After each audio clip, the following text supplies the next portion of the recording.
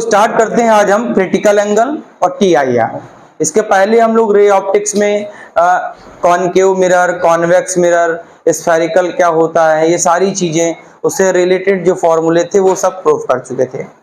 आज हम लोग क्रिटिकल एंगल TIR की बात करेंगे, फिर इसके बाद प्रिज्म की बात करेंगे। तो क्रिटिकल एंगल, आपको क्रिटिकल एंगल क्योंकि ये पुराना बेटा क्लास 10th से भी रिलेटेड होता है, तो शायद आपने पुरानी बेसिक जानकारियों में इसको पढ़ा होगा। क्रिटिकल एंगल में हमको बेटा लाइट को जो ट्रेवल कराना होता है वो डेंसर से रेयरर में कराना होता है। सपोज दैट आपके सामने एक ये N1 ये डेंसर मीडियम है और बेटा ये N2 ये हमारा रेयरर है। अगर हम लाइट को बेटा डेंसर से रेयरर में ट्रेवल कराते हैं, दैट इज एंगल ऑफ आई, ये हमारा एंगल ऑफ आई है। तो डेंसर टू रेयरर में लाइट अवे फ्रॉम नॉर्मल चलती है, नॉर्मल से दूर जाती है।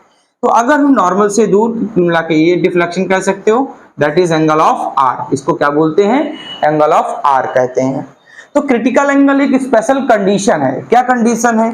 हम कहा जा रहे हैं बेटा डेंसर से रेयरर में, तो refractive index of rarer with respect to denser. तो क्या लिखने के तरीके में हमको DNR लिखना चाहिए, refractive index of rarer with respect to denser.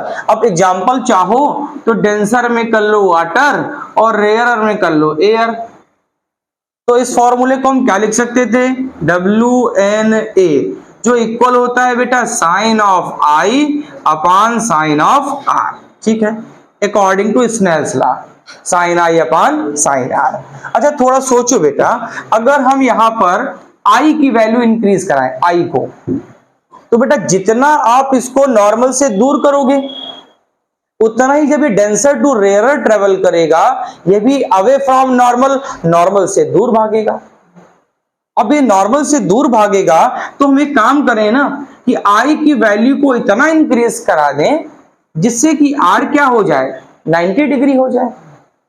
या आप इसे उल्टा कह दीजिए, आर की वैल्यू को हम इतना इंक्रीज करा दें जिससे ये क्या हो जाए, 90 डिग्री हो जाए।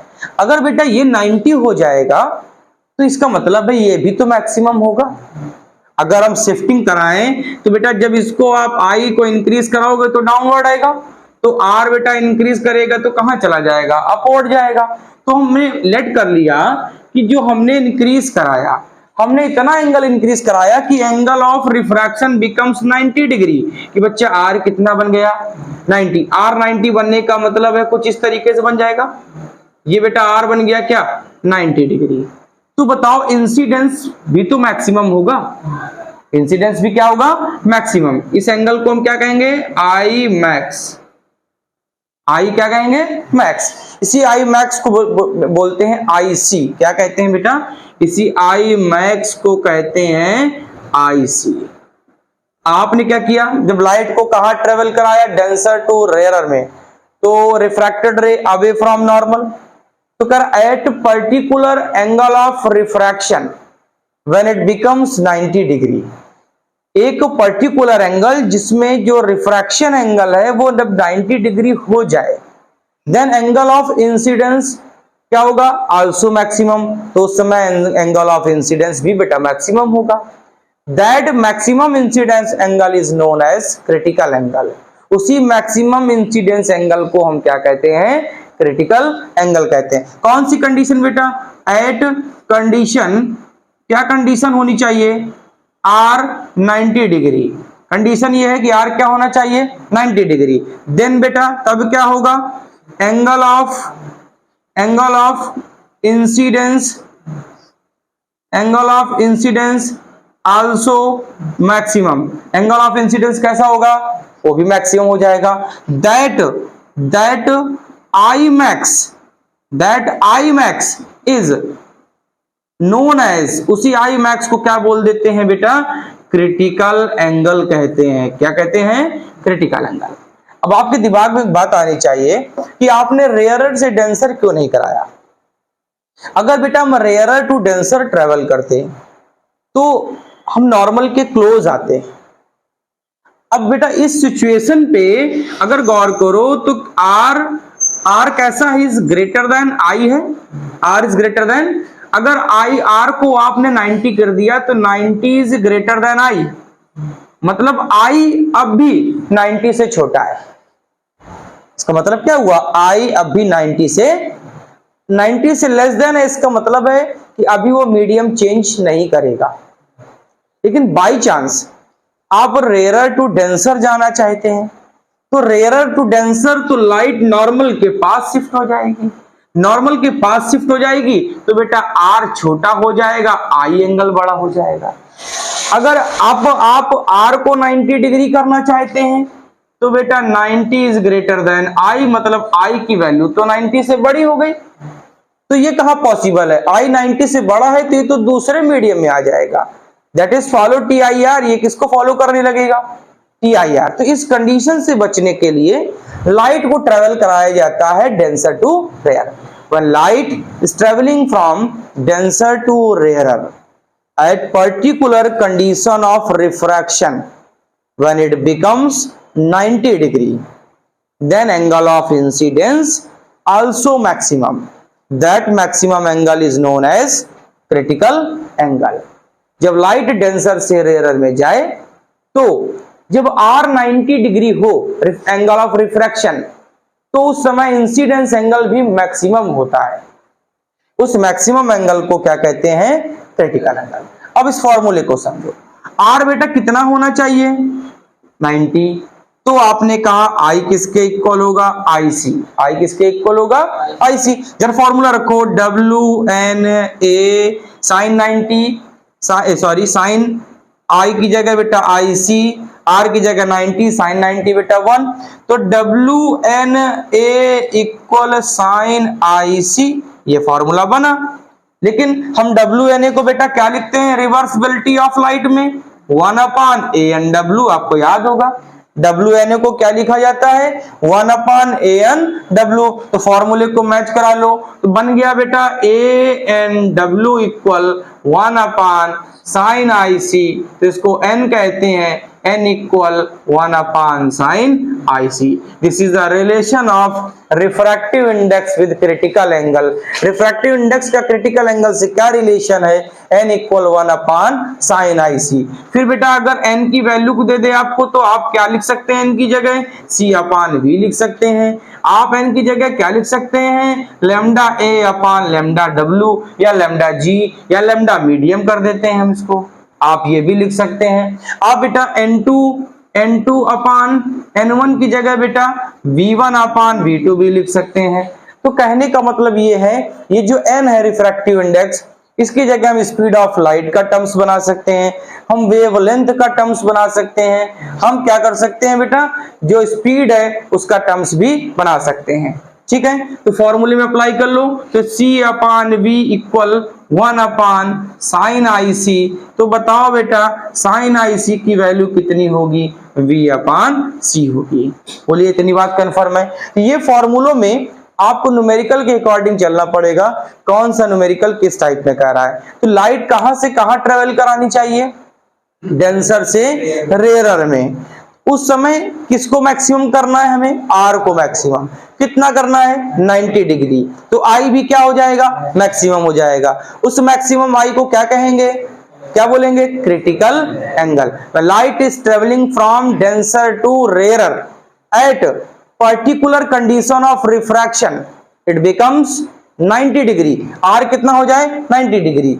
Then angle of incidence also maximum, that i max is known as critical angle. उसी आई मैक्स को क्या बोल देते हैं, क्रिटिकल एंगल कहते हैं। यहाँ बेटा उसके बहुत सारे फॉर्मूले हैं, n equal 1 upon sine I C, कभी कभी एक नंबर में पूछ लेता है word derive its the expression, या write the relation of refractive index with critical angle. तो रिफ्रैक्टिव इंडेक्स का क्रिटिकल एंगल से क्या रिलेशन, तो n equal 1 upon sine I C. अच्छा मेरे दिमाग में क्वेश्चन आया और ध्यान से मेरी बात को सुनिएगा, और ये क्वेश्चन कई लोग गलत भी कर देते हैं। आपसे कह दे critical angle is maximum, critical angle maximum कब होगा। मैं आपको ऑप्शन दे रहा हूं, first air to water, second second water to glass, third glass to air. ये बहुत ही पॉपुलर एमसीक्यू है, बहुत बार पूछा गया है। Critical angle is maximum, critical angle maximum कब होगा? जब हम एयर से वाटर में जाएं, तो ये तो भैया गलत है। रेयर से डेंसर जाना ही गलत है, डेंसर से रेयर। अब बताइए ग्लास से एयर, ग्लास कितना 1.5 और एयर कितना है 1, ठीक। लेकिन ये भी तो मुझको कुछ मिलता जुलता सही दिख रहा है। वाटर, और वाटर होता है 1.33 और ग्लास होता है 1.5, तो ये भी नहीं होगा क्योंकि ये रेयरर है और ये इसके कंपैरिजन में डेंसर। अगर ग्लास टू वाटर लिखा होता तो ग्लास 1.5 वाटर 1.33, तब हम क्या करते, तब हम इसको, अभी तो इसको टिक लगाएंगे। लेकिन अगर ग्लास इनटू वाटर होता तो हम इसको टिक ना करते, फिर टिक करते किसको, ग्लास इनटू वाटर। क्यों? Because both are dense but in the comparison of both glass are more dense. है तो दोनों डेंस, लेकिन दोनों के कंपैरिजन में ग्लास ज्यादा डेंस है। तो करेक्ट ऑप्शन होता उस समय ग्लास इनटू वाटर। लेकिन अभी के हिसाब से कौन सा ऑप्शन करेक्ट है? Glass into air. नोट कर लें। अब इसका क्वेश्चन ट्राई करते हैं। कह रहा अ ray of light, a ray of light passes, एक जो लाइट है वो पास कर रही बेटा, कहां से कहां पास कर रही है? Ng3/2, Ng3/2 to Nw4/3। Ng3/2 से लेकर कहां जा रही बेटा? Nw4/3। What is the critical angle of incidence? बेटा फाइंड क्रिटिकल एंगल। हमसे पूछा है कि क्रिटिकल एंगल की वैल्यू बताइए। तो क्या किया जाए? हम बेटा ग्लास से वाटर में जा रहे हैं, ग्लास से वाटर में। अभी मैंने समझाया था glass is more dense in comparison to water. तो बेटा अगर हम ग्लास से वाटर में जाएं तो शायद हमको लिखना चाहिए refractive index of water with respect to glass. तो क्या मैं बच्चों इसको GNW लिखूं? Refractive index of water with respect to glass. बेटा GNW equal sine i upon sine r, ये फॉर्मूला है। तो अब बताओ GNW equal sine i upon sine r, r कितना हो जाता है 90 डिग्री। तो जरा GNW को क्या लिखोगे? GNW क्या लिखोगे? NW upon NG equal sine i upon sine r. चलो सॉल्व करके बताइए कितना आंसर आ रहा है, कर पाएंगे? तो NW अपान NG इसकी वैल्यू रख लीजिए। NW है 4/3, NG है 3/2 इक्वल साइन आई वाला बन जाता है IC और 90 साइन 90 बेटा 1। तो ये हो गया 4 2 जा 8, तो साइन IC इक्वल हो गया बेटा 8/9। 4 2 जा 8/9, अप्रॉक्स 9 9 जा 81, 0.88। तो बेटा ये 0.88 अब टेबल में कंफर्म नहीं किसका है, तो आप यहीं छोड़ दीजिए। साइन इनवर्स 0.88, या टेबल में आप गेस कर लीजिए, 0 से इसका ऑर्डर देख लीजिए कि ऑर्डर डिसेंडिंग है कि असेंडिंग है, आपको कंफर्म हो जाएगा। ठीक है। सेकंड न्यूमेरिकल में एक ग्राफ दे रहा है, उस ग्राफ में कह रहा है जरा वैल्यू बताइए कितनी होगी। उस ग्राफ को मैं बना दे रहा हूं, आप सॉल्व करके देखें। एक कंटेनर दे रहा है, एक कंटेनर है, इस कंटेनर में यहां से लाइट ट्रेवल करा रहा है इस मीडियम में। ये बेटा एयर है और यहां पर वाटर है, यहां वाटर है। ठीक है। ये बेटा 40 सेंटीमीटर है, ये बच्चों 30 सेंटीमीटर है। ठीक है, ये 40 centimetre 30 centimetre. In the following रे डायग्राम, इस रे डायग्राम को देखिए। Calculate the speed of light in the liquid of the unknown refractive index. Calculate the speed of light क्या पूछ रहा है? Calculate speed of light. ठीक, स्पीड ऑफ हमको लाइट निकालनी है बच्चा, तो कैसे ट्राई करें?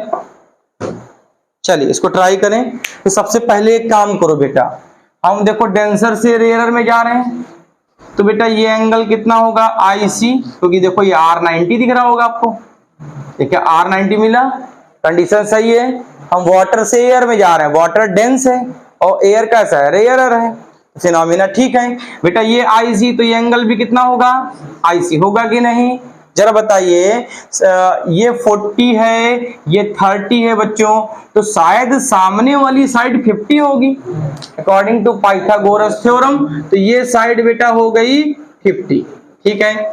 तो अब बताइए, जब ये साइड 50 हो गई तो sign I C, sign I equal perpendicular upon hypotenuse, तो एंगल का फ्रंट परपेंडिकुलर है 30 और बेटा 90 डिग्री का फ्रंट है hypotenuse 50, 0 0 cancel, sign I C equal 3/5। बेटा आपको मालूम है कि n इक्वल क्या होता है? 1 अपॉन साइन आई सी, तो आई सी sign I C equal 1 upon n, तो अच्छा n की वैल्यू चाहिए, तो 1 अपॉन 3 अपॉन 5, तो 5 कहां चला जाएगा? ऊपर चला जाएगा। तो बताओ n की वैल्यू क्या मिल गई? 5/3, n मिल गया हमको 5/3 है, ठीक है। अब आपको n मिल गया तो सिंपल सी कहानी कि n किसके इक्वल होता है? c अपॉन v के, तो बेटा 5/3 और c होता है 3 इंटू 10 की power 8 upon v, cross multiplication करा लीजिए, तो 5v इक्वल 9 इंटू 10 की पावर 8, तो v इक्वल हो जाएगा 18, 1.8 इंटू 10 की पावर 8 मीटर पर सेकेंड। मतलब उस लिक्विड में जो स्पीड चल रही लाइट की वो कितना है? 1.8 इंटू 10 की पावर 8। ये फिगर दिया था कि लाइट यहां से चली, एयर में चली गई, तो बेटा ये 90 डिग्री था, ये आईसी, अल्टरनेट एंगल से ये आईसी है, तो ये एंगल भी कितना होगा? आईसी होगा। साइन आईसी इक्वल परपेंडिकुलर 30 है, हाइपोटेनस 50 है, sine i c equal 3/5, n equal क्या होता है? 1 अपॉन साइन आईसी, तो 1 अपॉन 3 अपॉन 5, तो n कितना मिल गया? 5/3। बेटा n मिल गया 5/3, n इक्वल होता है c अपॉन v से, तो c अपॉन v से इसका सॉल्यूशन कर लीजिए, नोट कर लें। अब देखिए इस फिगर में आपको दे रहा है कि एंगल ऑफ इंसिडेंस 45 है, लाइट रेयरर से डेंसर में जा रही है, तो टुवर्ड्स नॉर्मल, नॉर्मल के पास आ गई। लेकिन एक बात वो कह रहा है कि जो डेविएशन है वो 15 डिग्री है। आपको डेविएशन से शायद कुछ याद आया होगा, लेटरल डिस्प्लेसमेंट, कि लाइट को टेंडेंसी है कि सीधा चला जाना चाहिए, लेकिन सीधे नहीं गई, नॉर्मल के पास आ गई। कितना आई? r नहीं पता कितना है, लेकिन कितना डेविएशन कर रही है वो मालूम है, 15 डिग्री। जो दोनों का गैप था वो 15 डिग्री है। अच्छा सोचो बेटा, ये एंगल I और ये एंगल R, मतलब ये दोनों एंगल सेम होने चाहिए। अगर ये दोनों एंगल सेम होने चाहिए तो क्या 45 सम है R प्लस 15 का? क्या 45 सम है R प्लस 15 का? बिल्कुल है। तो बताइए R कितना? 30 डिग्री। बेटा आपको R मिल गया, अब R मिल गया तो लगा दीजिए स्नेल्स लॉ। स्नेल्स लॉ क्या? n equal sine of I upon sine of R। Sine I कितना बेटा? 45, तो sine 45 divide by sine 30, sine 45 1/√2, sine 30 1/2, तो शायद बेटा n आपको मिल रहा होगा √2। ठीक है, आपको n√2 मिल गया। अब आप सीधे सीधे लगा दीजिए n equal 1 upon sine I C, तो साइन आई सी इक्वल बेटा 1 अपॉन n, तो क्या बन जाएगा? 1 अपॉन √2। साइन में 1 अपॉन √2 कब होता है? 45 डिग्री पर होता है। तो बताओ यहाँ पर आई सी की वैल्यू क्या हो गई? 45 डिग्री। कितना लाइट डेविएशन कर गई थी? रिफ्रैक्टेड रे से 15 डिग्री में डेविएशन, तो इनका जो सम होगा वो इंसिडेंस एंगल के इक्वल होना चाहिए। यहाँ 60 होता तब भी इसका सम किसके इक्वल होता? 60 के। स्नेल्स लॉ से हमने क्या किया? n निकाल लिया। फिर n इक्वल क्या होता है? n इक्वल 1 अपॉन साइन आई से। नोट कर लें। तो नेक्स्ट टॉपिक है TIR, total internal reflection. Total internal reflection नाम से कंफर्म है कि इंटरनल रिफ्लेक्शन हो जाए। अच्छा, अब इस फिगर से इस बात को समझो कि सपोज दैट कि जो लाइट है वो N1 और N2 बेटा डेंसर से ट्रेवल कर रही है रेयरर में। तो बेटा डेंसर से रेयरर में जाते हैं तो क्या करते हैं, नॉर्मल से अवे मतलब दूर जाते हैं।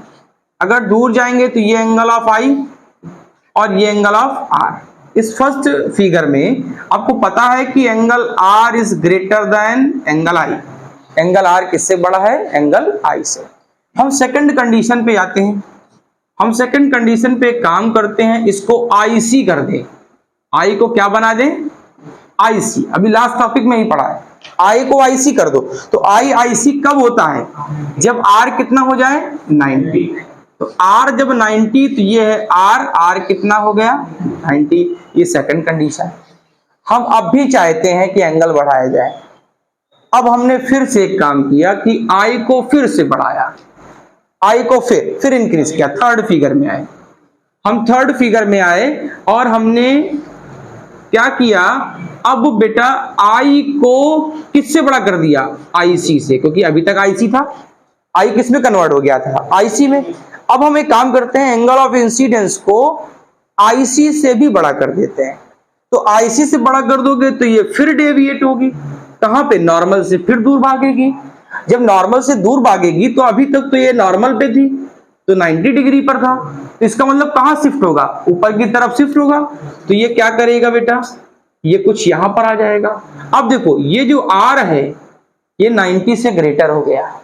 ये जो R है एंगल ऑफ रिफ्रैक्शन किससे ग्रेटर हो गया। और क्या आपकी इमेज उठकर कहां से चले थे हम, डेंसर से ना, तो डेंसर से रेयरर। क्या आपकी इमेज फिर से डेंसर में आ गई, अभी तक कहां थी, रेयरर में, अब कहां पहुंच गई, डेंसर में। ये पॉसिबल कब हुआ, जब आपने I को किससे ग्रेटर किया, IC से। क्या इंसिडेंस एंगल को किससे ग्रेटर किया, क्रिटिकल एंगल से। तो बेटा TIR की कंडीशन क्या, पहली कंडीशन, लाइट ऑलवेज, हमेशा ट्रेवलिंग कहां चलनी चाहिए बेटा, travelling denser to rarer. Light हमेशा कहां जानी चाहिए, डेंसर से रेयरर में जानी चाहिए। सेकंड थिंग, ऑलवेज, हमेशा I, angle of I is greater than angle of IC। Incidence angle हमेशा किससे ग्रेटर होना चाहिए बेटा, क्रिटिकल एंगल से ग्रेटर होना चाहिए। CBSE का पॉपुलर क्वेश्चन है, write to useful condition of TIR की दो यूजफुल कंडीशन बताइए। यही दो यूजफुल कंडीशन है, लाइट हमेशा कहां से कहां ट्रेवल करे, डेंसर से रेयरर। फिर क्या हो, I किससे ग्रेटर हो, IC से। देखो बेटा आपने डेंसर से रेयरर चले, रिफ्रैक्टेड रे नॉर्मल से दूर हो गई, बताओ R is greater than I, R I से बड़ा है, ठीक। फिर हमने R को कितना कर दिया बेटा 90, तो I भी मैक्सिमम हो गया। उस मैक्सिमम का नेम क्या है, क्रिटिकल एंगल IC। अब हम काम करते हैं IC से भी बड़ा कर दें तो नया नाम देना पड़ेगा, तो इंसिडेंस मैंने नाम दे दिया, किससे ग्रेटर हो गया, IC से। तो बेटा I किससे ग्रेटर, IC से। अब I को जब आपने बड़ा कर दिया तो लाइट रे अभी जो परपेंडिकुलर थी सरफेस के, अब वो परपेंडिकुलर कहां, वो तो सरफेस से और ऊपर जाएगी, तो वो सरफेस से और ऊपर चली गई।